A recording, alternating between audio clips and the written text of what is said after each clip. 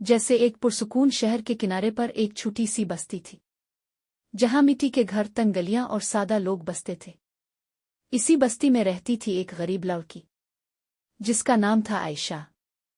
आयशा के पास ना अच्छे कपड़े थे, न कोई बड़ा सहारा, बस एक बीमार माँ और एक छोटा सा ख्वाब। वो ख्वाब था अपनी माँ को खुश देखने का। गुर्बत का इम्तिहान। आयशा रोज सुबह जल्दी उठती, पानी भरने जाती, लोगों के घरों में काम करती और शाम को थकी हारी वापस आती। एक दिन इसकी माँ ने कमजोर आवाज में कहा, बेटी, अगर मेरे पास थोड़े पैसे होते तो मैं तेरा इलाज भी करवा सकती और तुझे सुकून भी दे सकती। आयशा मुस्करा दी, लेकिन इसके दिल में एक दर्द जाग उठा। शहर में हलचल।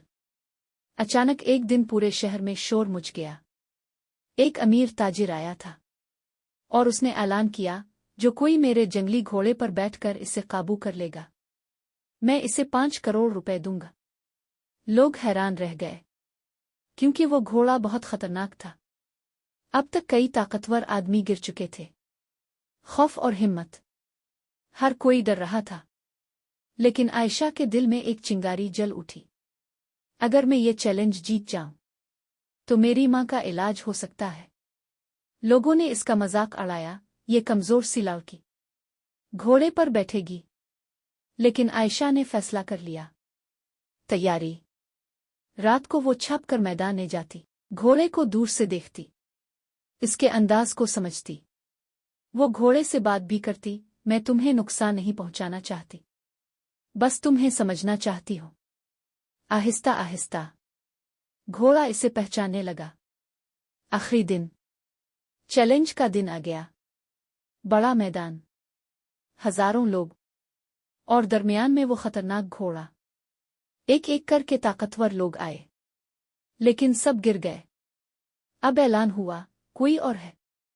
तभी आयशा आगे बढ़ी। हैरत। पूरा मजमा हंस पड़ा। ये लड़की। लेकिन आयशा ने किसी की परवाह न की। वो आहिस्ता आहिस्ता घोड़े के करीब गई।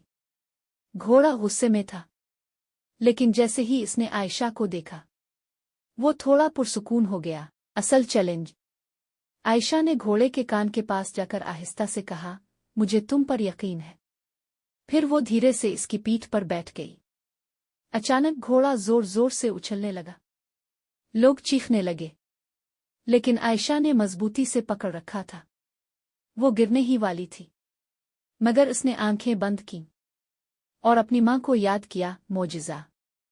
चंद लम्हों बाद घोड़ा आहिस्ता हो गया, फिर रुक गया।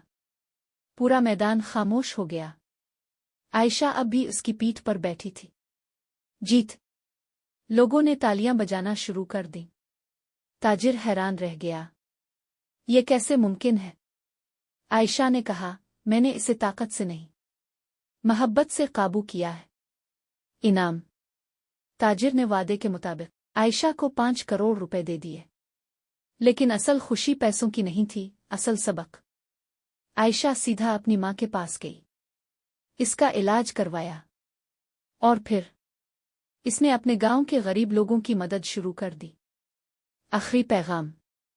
एक दिन किसी ने इससे पूछा, तुमने ये सब कैसे किया? आयशा मुस्कुराई और कहा, जब नीयत साफ हो और दिल में सच्चा जज्बा हो तो अल्लाह रास्ते खुद बना देता है।